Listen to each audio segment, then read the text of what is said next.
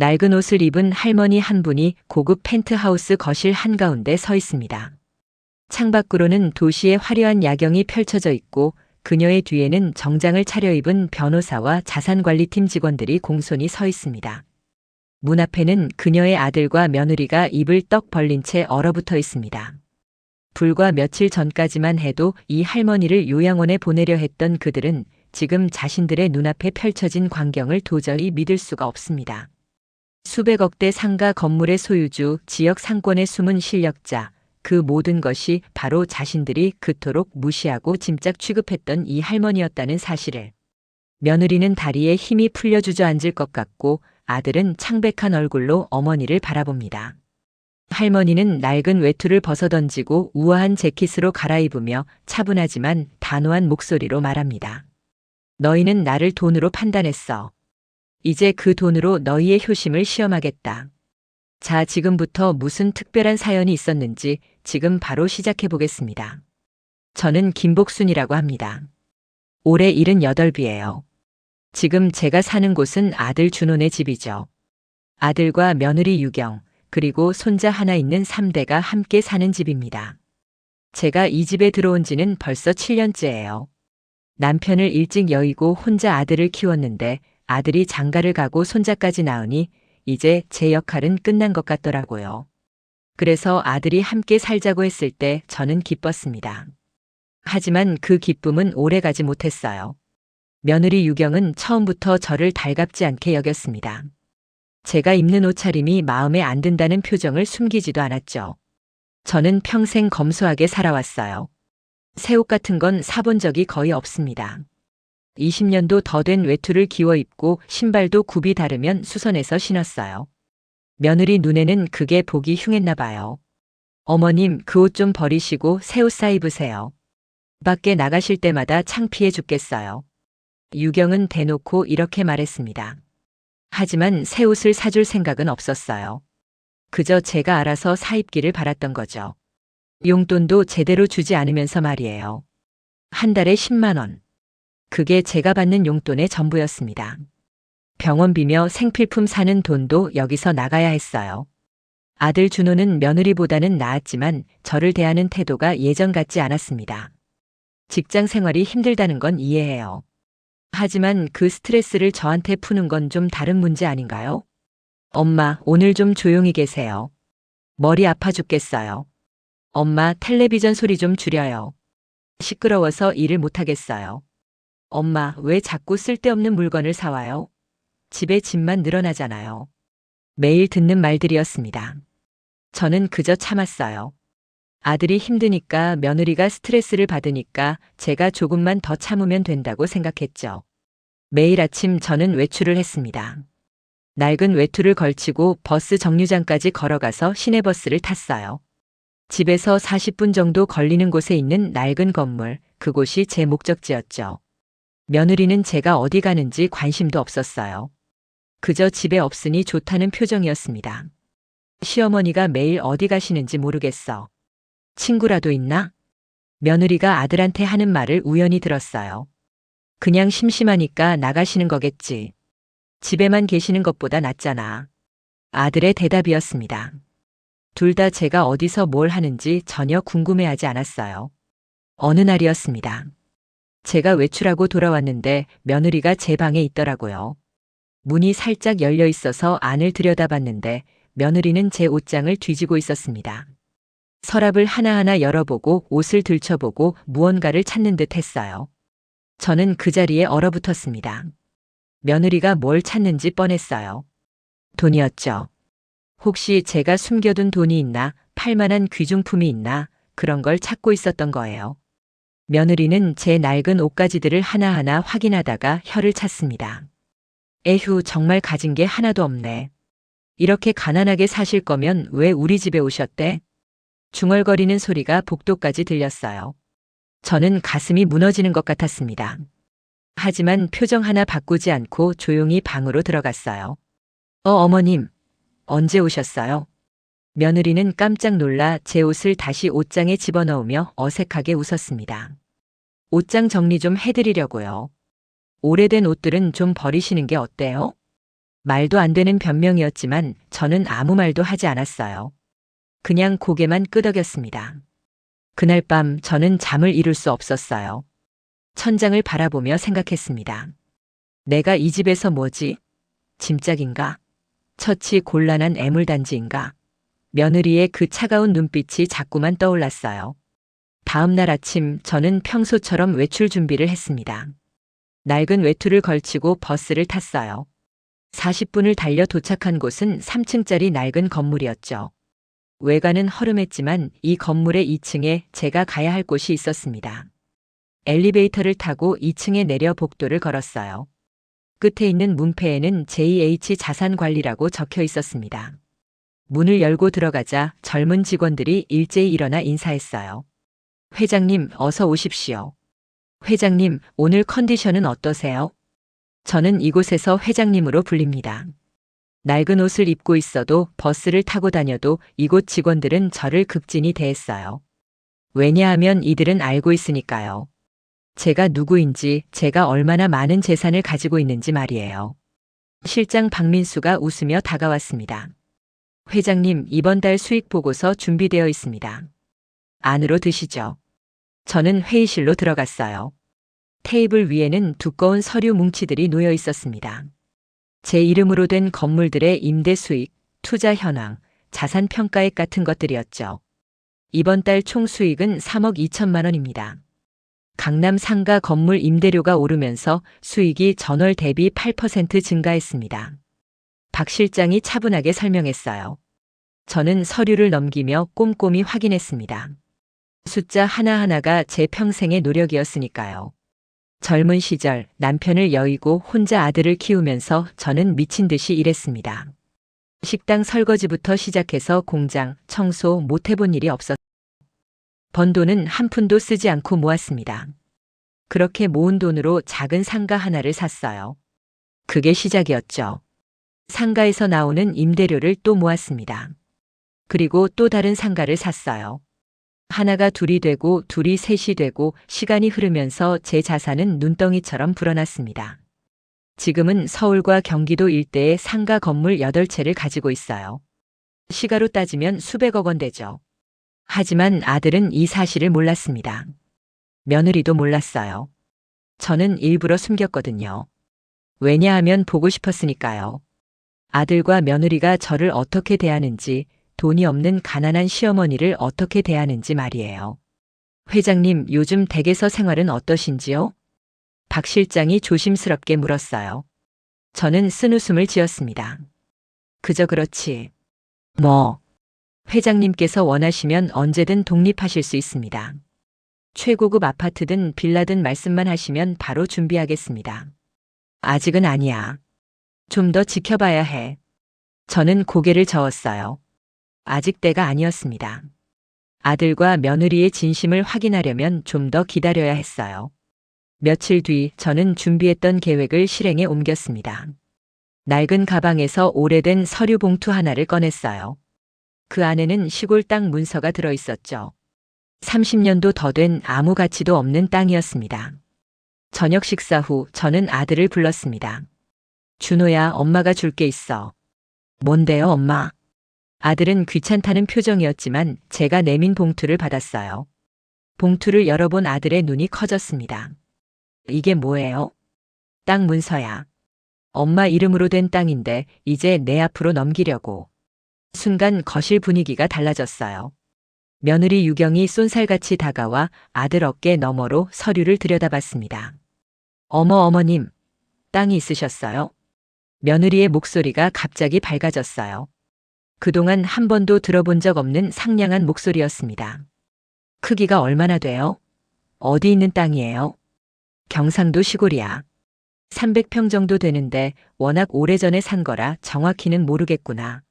300평이라는 말에 며느리의 눈이 반짝였어요. 아들도 설레는 표정이었습니다. 엄마, 이거 값어치가 얼마나 될까요? 글쎄다. 엄마도 잘 모르겠어. 너희가 알아보렴.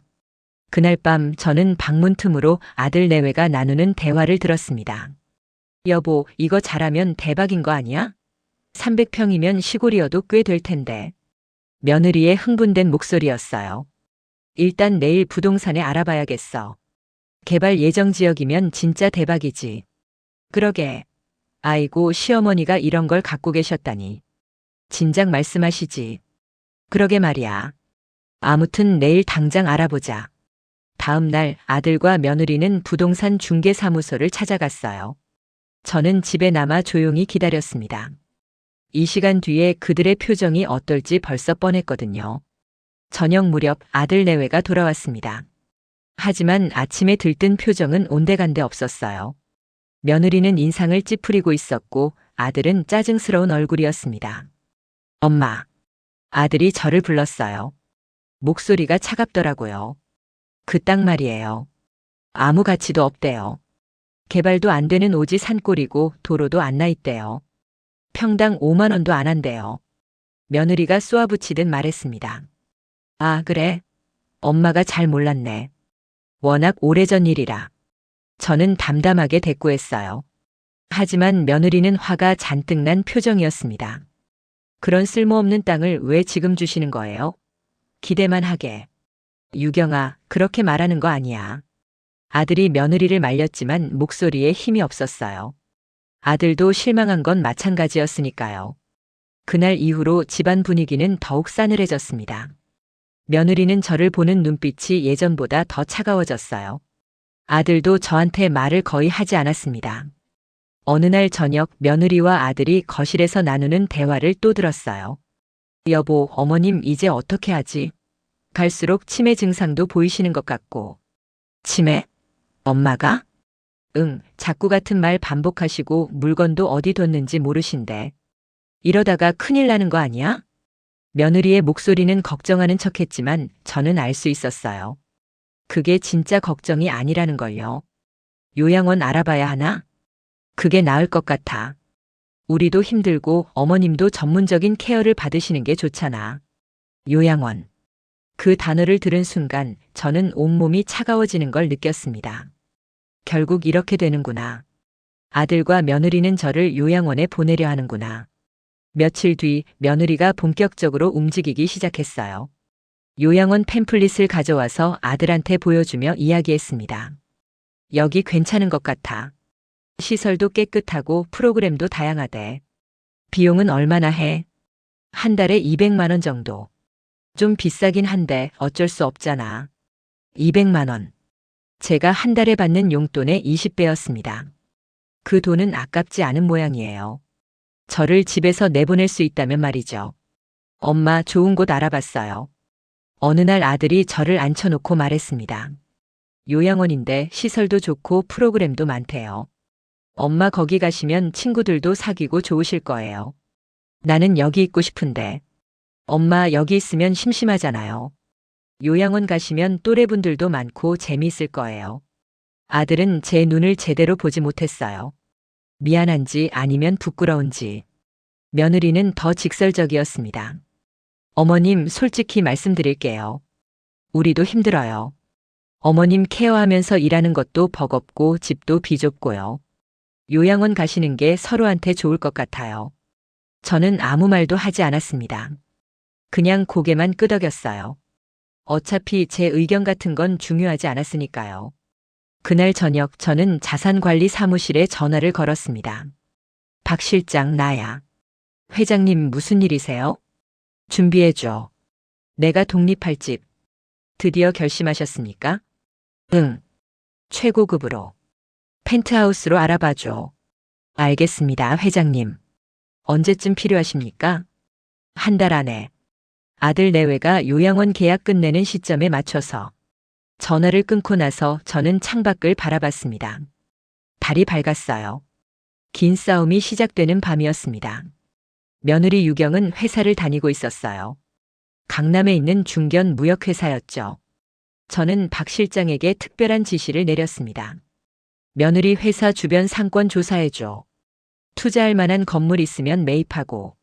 회장님, 혹시 며느리분이 아시게 되면 모르게 해. 협력사 대표 명의로 하면 돼.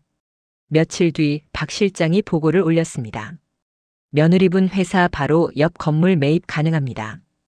50억 정도 합니다. 그리고 그 건물 1층에 카페가 있는데 며느리분이 자주 이용하신다고 합니다.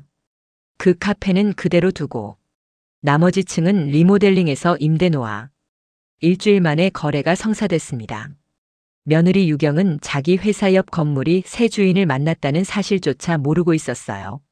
어느 날 오후 저는 낡은 외투를 입고 며느리 회사 근처로 갔습니다. 건물 앞 벤치에 앉아 있었어요. 점심시간이 되자 직장인들이 우르르 쏟아져 나왔습니다. 그 중에 며느리도 있었어요. 며느리는 동료들과 함께 1층 카페로 들어갔습니다. 제가 매입한 건물이었죠. 며느리는 전혀 모르고 있었어요. 자기가 마시는 커피 한 잔의 임대료가 결국 시어머니한테 들어간다는 사실을요. 야, 너 들었어? 이 건물 주인 바뀌었대. 진짜? 누가 샀대? 몰라. 근데 엄청 큰 손이래. 현금으로 바로 결제했다던데? 대박. 50억을 현금으로? 며느리와 동료들의 대화가 창문 너머로 들렸어요. 저는 벤치에 앉아 그 모습을 지켜봤습니다.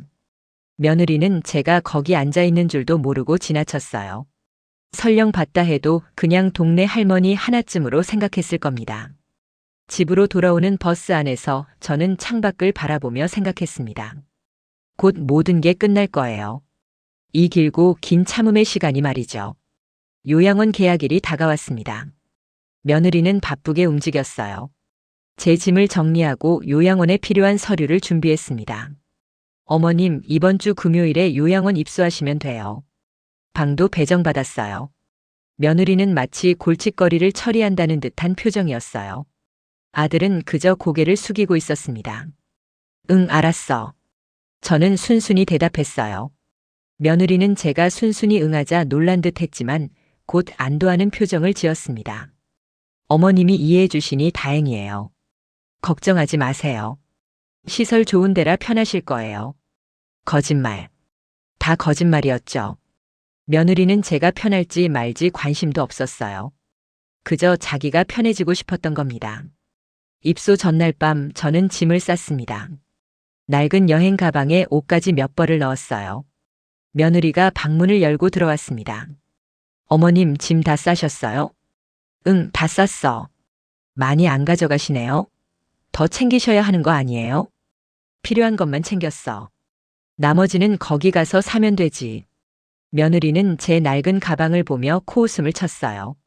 아마도 가난한 시어머니라고 생각했겠죠. 다음 날 아침 드디어 그날이 왔습니다. 며느리는 아침 일찍부터 부산하게 움직였어요. 어머님, 준비되셨어요? 우리 십시까지 가야 해요. 잠깐만. 나 외출 좀 했다 올게. 네. 지금요? 어디 가시게요? 금방 올게. 저는 낡은 외투를 입고 집을 나섰습니다. 며느리는 어이없다는 표정이었지만 뭐라 하지는 않았어요. 어차피 오늘 안에 요양원에 보내면 그만이니까요. 저는 버스를 타고 자산관리 사무실로 갔습니다. 박 실장이 문 앞에서 기다리고 있었어요. 회장님, 모든 준비 끝났습니다. 고생했어, 박 실장. 펜트하우스 열쇠입니다. 그리고 오늘 오후 2시에 차량이 댁 앞으로 갑니다. 고마워. 오늘 제대로 한번 해보자. 저는 사무실에서 옷을 갈아입었습니다. 평생 입어본 적 없는 고급스러운 옷이었어요. 직원들이 미리 준비해둔 거였죠. 거울을 보니 낯선 제 모습이 보였습니다. 하지만 이게 진짜 제 모습이에요. 숨겨왔던 진짜 김복순의 모습이었죠. 집으로 돌아가는 길 저는 다시 낡은 외투를 걸쳤습니다. 마지막이니까요. 마지막으로 이 낡은 옷을 입는 거예요. 집에 도착하니 며느리가 초조하게 기다리고 있었습니다. 어머님, 지금 몇 시인데요? 늦었잖아요. 미안해. 급한 일이 있어서. 에휴, 그냥 가요. 빨리. 며느리는 제 가방을 들고 현관으로 나갔어요. 아들도 차키를 들고 나왔습니다. 엄마 가시죠. 그때였어요. 문 앞에 검은색 고급 세단이 멈춰 섰습니다. 운전석에서 정장을 입은 기사가 내렸어요. 김복순 회장님 댁이 맞습니까? 기사가 공손하게 물었습니다. 며느리와 아들이 동시에 고개를 돌렸어요. 네. 누구요? 며느리가 어리둥절한 표정으로 물었습니다. 김복순 회장님을 모시러 왔습니다. 김복순, 우리 시어머니요? 네, 맞습니다. 며느리는 저를 쳐다봤어요. 이해할 수 없다는 얼굴이었죠. 어머님, 이게 무슨... 저는 며느리의 말을 자르고 기사에게 다가갔습니다. 수고했어요. 짐은 이게 전부예요. 알겠습니다, 회장님. 기사가 제 낡은 가방을 트렁크에 실었어요. 그리고 뒷좌석 문을 열어줬습니다. 어머님, 잠깐만요. 이게 대체 무슨 일이에요? 며느리가 다급하게 소리쳤습니다. 아들도 당황한 얼굴로 저를 바라봤어요. 요양원은요? 계약했잖아요. 그건 너희가 한 거잖아. 내가 요양원 간다고 한 적 없어. 네. 그럼 어디 가시는데요? 내 집. 내가 살 곳으로 가는 거야. 저는 차에 올랐습니다. 며느리와 아들이 멍하니 서 있는 모습이 백미러에 비쳤어요. 차는 강남 쪽으로 향했습니다. 40분쯤 달렸을까요? 차는 고급 주상복합 아파트 앞에 섰어요. 도착했습니다, 회장님. 지하 주차장으로 들어가 전용 엘리베이터를 탔습니다. 최상층 펜트하우스로 올라가는 엘리베이터였죠. 문이 열리자 넓은 거실이 펼쳐졌습니다. 천장이 높고 통창으로 서울 전경이 한눈에 들어왔어요. 저는 천천히 안으로 들어갔습니다. 여기가 제 새 집이구나. 혼잣말처럼 중얼거렸어요. 평생 남을 위해 살았던 제가 이제야 저를 위한 공간을 갖게 된 겁니다. 낡은 외투를 벗어 소파에 던졌어요. 그리고 준비된 옷으로 갈아입었습니다. 거울 앞에 섰을 때 저는 처음으로 제 모습이 자랑스러웠어요. 창밖을 내다봤습니다. 도시가 발 아래 펼쳐져 있었어요. 내 인생은 이제부터 내가 산다. 조용히 다짐했습니다. 그날 저녁 아들한테서 전화가 왔어요. 몇십 통이 걸려왔는지 모르겠습니다. 저는 받지 않았어요. 문자도 수없이 왔습니다. 엄마, 전화 좀 받아요. 엄마, 대체 무슨 일이에요? 엄마, 어디 계세요? 걱정돼요. 걱정이라니. 이제 와서 걱정이라니 웃기는 일이죠. 저는 문자를 지우고 폰을 꺼버렸습니다. 며칠이 지났습니다. 아들 내외는 미친 듯이 저를 찾았을 거예요. 하지만 찾을 수 없었겠죠. 제가 어디 있는지 뭘 하고 있는지 알 방법이 없었으니까요. 일주일쯤 지났을까요? 박 실장에게서 연락이 왔습니다. 회장님, 아드님이 이 사무실로 찾아오셨습니다. 어떻게 알고? 며느리분 회사 주변에서 수소문하다가 알아낸 것 같습니다. 그래? 만나줘도 되겠네. 언제 만나시겠습니까? 내일. 우리 집으로 오라고 해. 알겠습니다. 다음 날 오후 초인종이 울렸습니다. 문을 열자 아들과 며느리가 서 있었어요. 둘 다 믿을 수 없다는 표정이었습니다. 엄마. 아들이 떨리는 목소리로 말했어요. 어서 들어오렴. 저는 태연하게 말하고 안으로 들어갔습니다. 아들 내외는 멍하니 거실을 둘러봤어요. 고급스러운 인테리어, 넓은 공간, 값비싼 가구들. 어머님, 이게 대체... 며느리가 떨리는 목소리로 물었습니다. 앉아. 할 얘기가 많아. 저는 소파에 앉았어요. 아들 내외는 조심스럽게 맞은편에 앉았습니다. 그때 현관문이 열리고 박 실장과 변호사가 들어왔어요. 회장님 왔습니다. 여기 앉아. 박 실장과 변호사가 제 옆에 섰습니다. 아들 내외의 얼굴이 새하얘졌어요. 엄마, 이분들은 누구세요? 내 자산관리팀이야. 그리고 이분은 변호사님이고. 자산관리팀이요? 며느리가 되묻었습니다. 그래. 내가 가진 재산을 관리해 주시는 분들이지. 저는 박 실장에게 고개를 끄덕였어요. 박 실장이 서류 뭉치를 테이블 위에 펼쳤습니다. 이게 뭐예요? 아들이 서류를 집어들었습니다. 그리고 눈이 점점 커졌어요. 이게 전부 엄마 명의예요? 그래. 서류에는 상가 건물 8채의 등기부등본이 있었습니다. 서울과 경기도 일대에 흩어져 있는 건물들이었죠. 시가총액 수백억 원 되었어요. 며느리가 서류를 낚아챘습니다. 한 장 한 장 넘기면서 입이 점점 벌어졌어요. 이게 대체 어떻게 평생 모은 거야.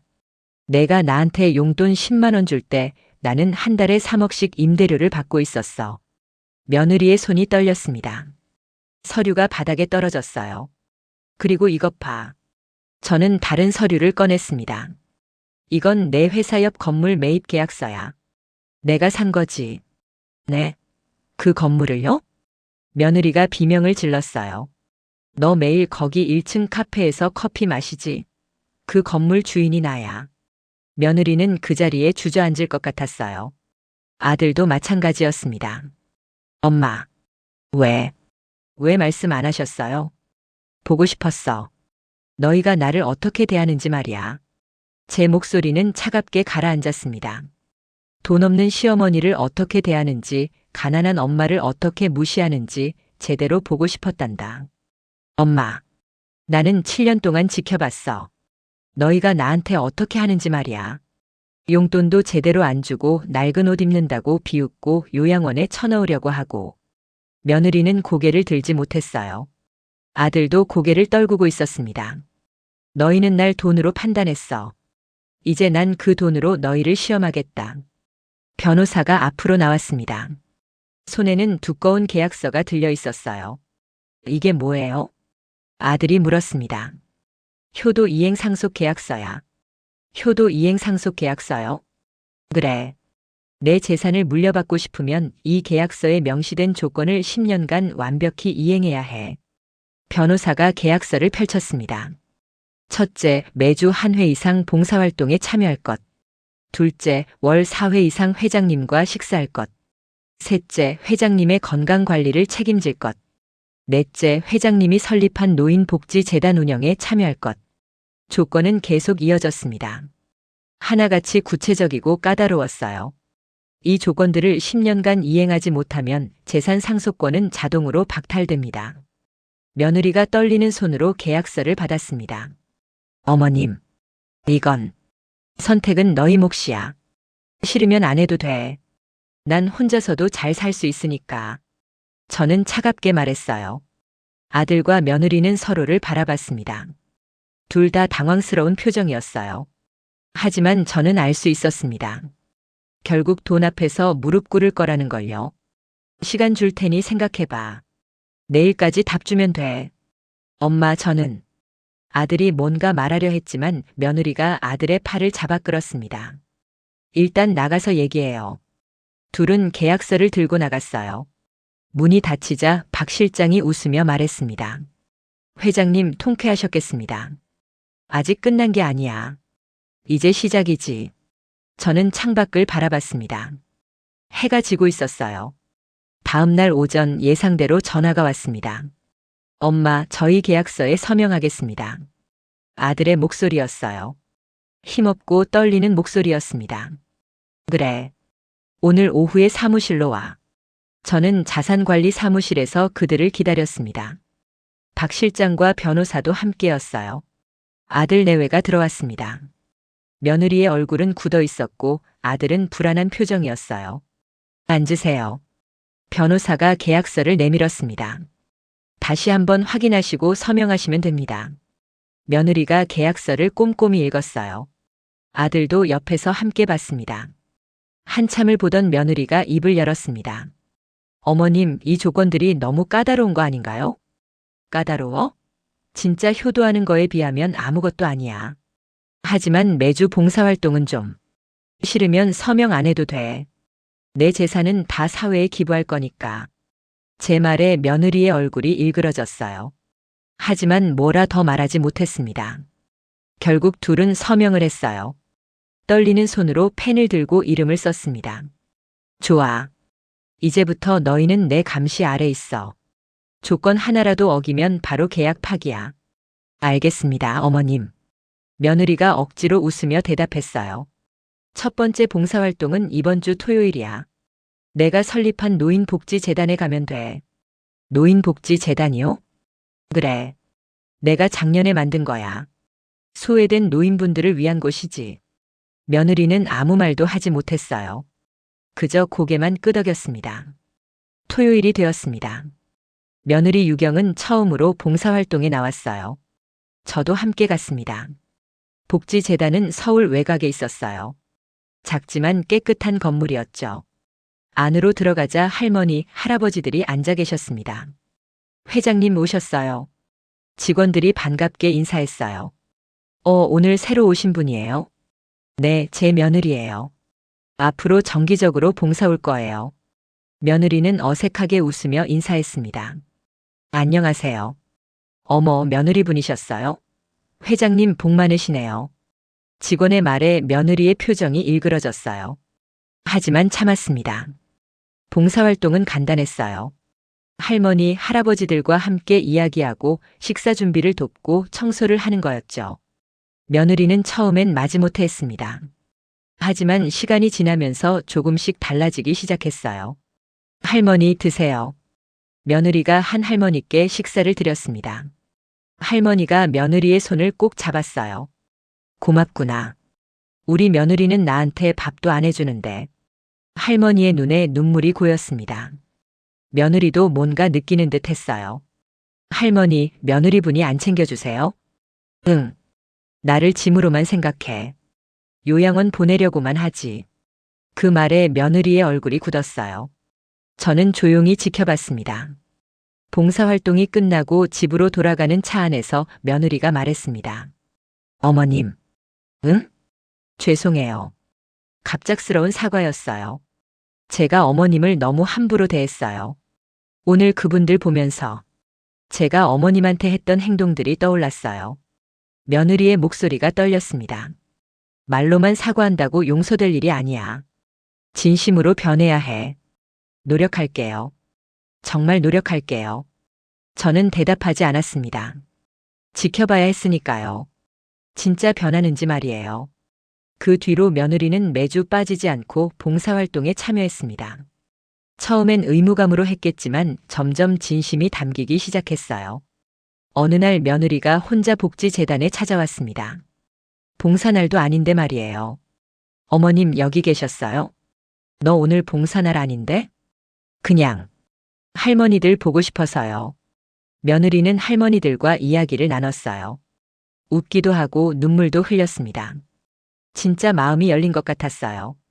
한편 아들 준호는 다른 방식으로 변하고 있었습니다. 어느 날 아들이 제 펜트하우스에 찾아왔어요. 엄마, 잠깐 얘기 좀 해도 돼요? 그래, 들어와. 아들은 거실을 천천히 둘러봤습니다. 엄마가 이런 곳에 사시는 게 아직도 실감이 안 나요. 앉아라. 아들이 소파에 앉았어요. 한참을 말없이 있다가 입을 열었습니다. 엄마 방에서 우연히 낡은 공책을 봤어요. 공책? 네. 투자 일지 같은 거였어요. 엄마가 젊었을 때부터 써오신 것 같던데. 저는 그 공책이 뭔지 알았어요. 제가 40년 넘게 써온 일기장이었죠. 거기 봤구나. 네. 읽어도 되나 고민했는데. 그냥 읽었어요. 아들의 눈이 붉어졌습니다. 엄마가 얼마나 고생하셨는지, 저를 위해 얼마나 희생하셨는지 몰랐어요. 일기장에는 제 젊은 시절이 고스란히 담겨 있었어요. 새벽부터 밤늦게까지 일하고 번 돈을 한 푼도 안 쓰고 모으고 아들 학비 마련하려고 얼마나 악착같이 살았는지 말이에요. 엄마 정말 죄송해요. 저는 엄마가 그렇게 힘들게 사신 줄도 모르고. 아들이 울기 시작했습니다. 어른이 된 아들이 어린아이처럼 울었어요. 저는 엄마한테 효도는커녕 짐만 되었어요. 스트레스 풀이나 하고 요양원에 보내려고 하고. 그만 울어라.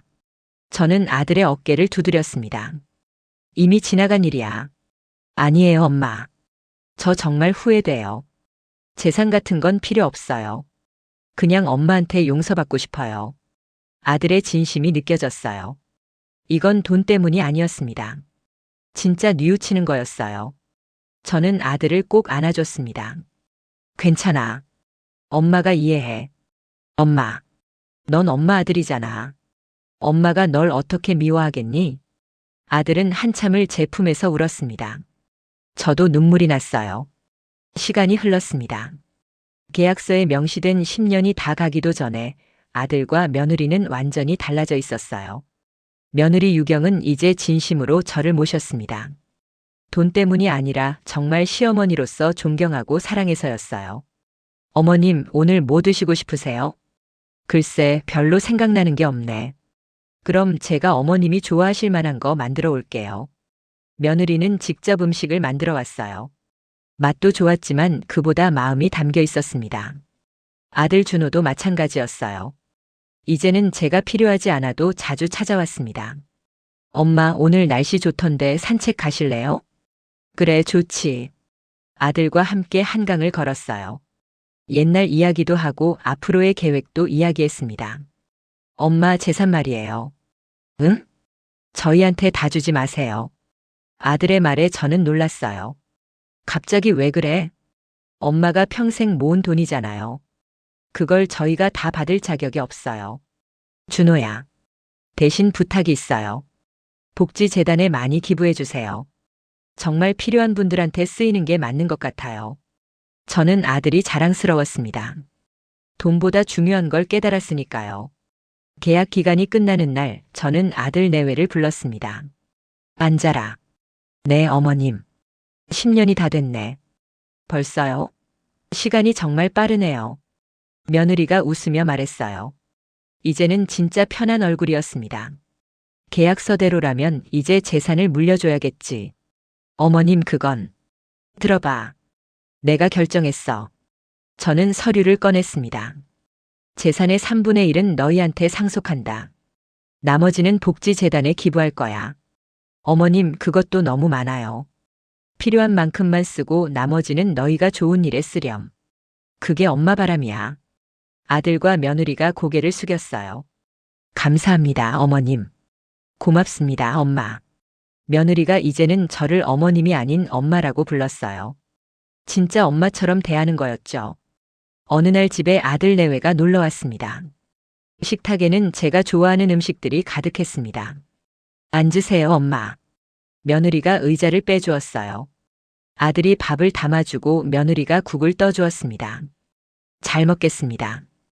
우리는 함께 밥을 먹었어요. 예전처럼 차갑고 어색한 식사가 아니었습니다. 따뜻하고 편안한 진짜 가족의 식사였죠. 엄마, 다음 주에 온 가족 여행 갈 건데 같이 가실래요? 그래. 어디로? 제주도요. 엄마, 제주도 가보고 싶다고 하셨잖아요. 그랬지. 좋아, 같이 가자. 손자가 제 손을 잡았어요. 할머니, 저랑 바다 보러 가요. 그래, 그래. 우리 손자랑 바다 보러 가자. 저는 손자의 머리를 쓰다듬었습니다. 이 아이는 할머니를 사랑하는 눈으로 바라보고 있었어요. 식사를 마치고 저는 창가에 서서 밖을 내다봤습니다. 도시의 불빛이 반짝이고 있었어요. 엄마, 뭐 보세요? 아들이 다가왔습니다. 그냥 생각하고 있었어. 무슨 생각이요? 이 모든 게 꿈 같다는 생각. 너희가 이렇게 변할 줄 몰랐거든.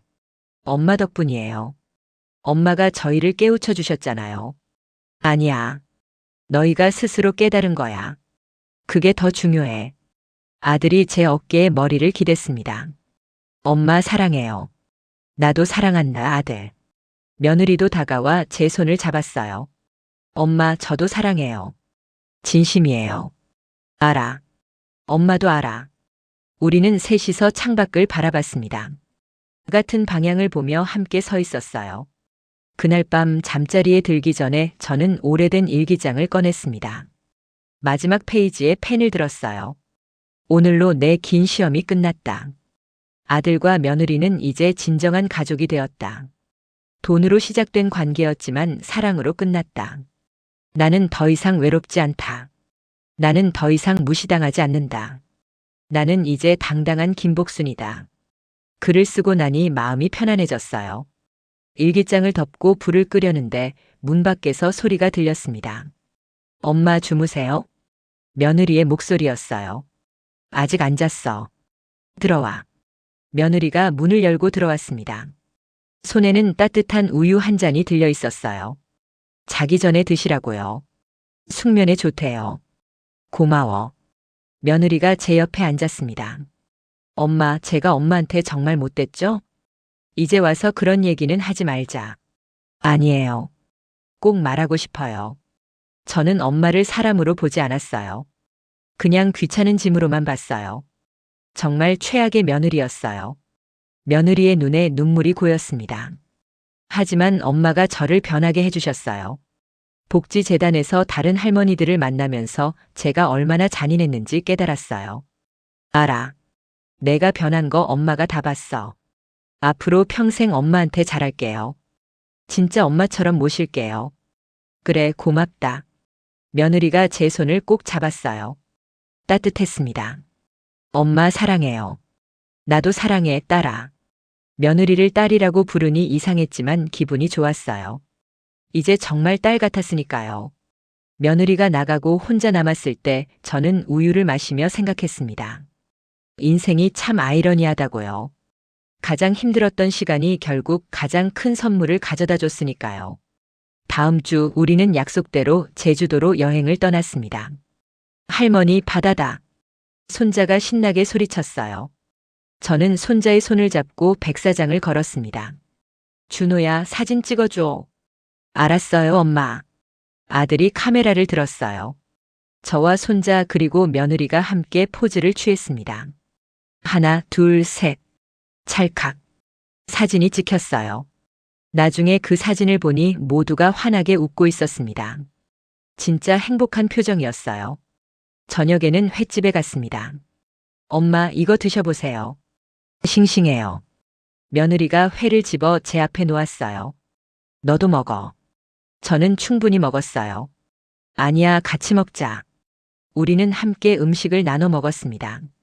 손자는 신나게 떠들고 아들과 며느리는 서로를 챙기고 저는 그 모습을 흐뭇하게 바라봤어요. 호텔로 돌아와서도 우리는 한방에서 함께 시간을 보냈습니다. 할머니, 옛날 이야기 해주세요. 손자가 조르더라고요. 옛날 이야기? 뭐가 듣고 싶은데? 할머니가 어렸을 때요. 그래, 할머니 어렸을 때 말이야.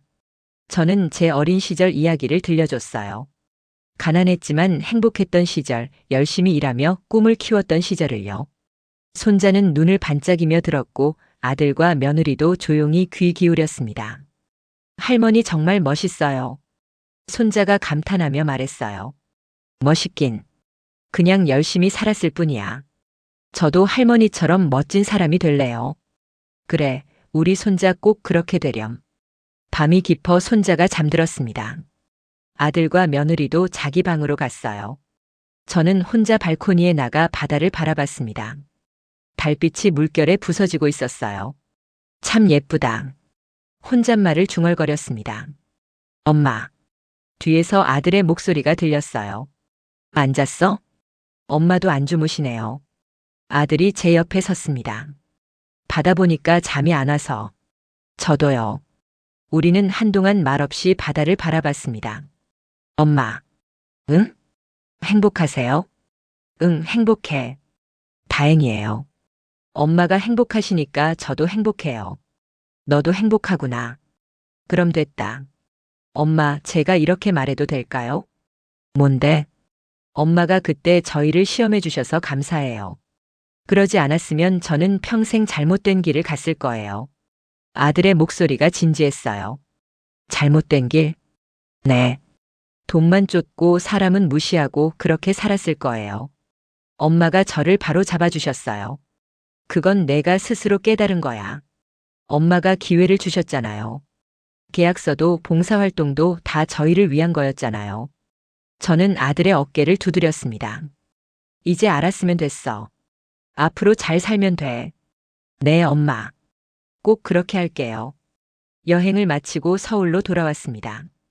일상으로 돌아왔지만 예전과는 완전히 달랐어요. 이제 저는 일주일에 3번씩 아들 집에 갑니다. 며느리가 해준 음식을 먹고 손자와 놀아주고 가족들과 시간을 보내요. 엄마 오셨어요? 문을 열면 며느리가 환하게 웃으며 맞아줍니다. 어서 오세요. 손자가 달려와 안깁니다. 우리 손자 보고 싶었어. 저도요, 할머니. 복지재단도 계속 운영하고 있습니다. 이제는 아들과 며느리도 적극적으로 참여해요. 회장님, 이번 달 기부금이 또 늘었습니다. 박 실장이 보고했어요. 그래? 다행이네. 아드님과 며느리분도 개인적으로 기부를 많이 하십니다. 그렇구나. 저는 뿌듯했습니다. 제 아들과 며느리가 돈의 가치를 제대로 알게 된 거니까요. 어느 토요일 복지재단에서 특별한 행사가 있었습니다. 재단 설립 3주년 기념 행사였어요. 회장님, 한 말씀 부탁드립니다. 사회자가 마이크를 건넸습니다. 저는 평생 열심히 살았습니다. 돈을 모으고 건물을 사고 재산을 불렸죠. 하지만 그게 전부가 아니라는 걸 깨달았어요. 할머니, 할아버지들이 제 말에 귀 기울였습니다.